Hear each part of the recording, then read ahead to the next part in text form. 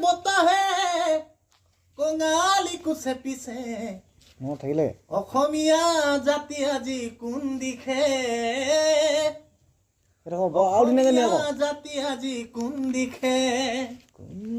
আইৰে তাঁতশাল ইতিহাস হ'ল এবেগেত কাপোৰে হাতে তাঁত বাতি কৰি দিশ বানি তৰি আজি কাপোৰ বয়নো কোনে অসমীয়া মাধ্যমত আমাৰ ল'ৰা নপঢ়াও মাতৃভাষা নুপুতে মুখত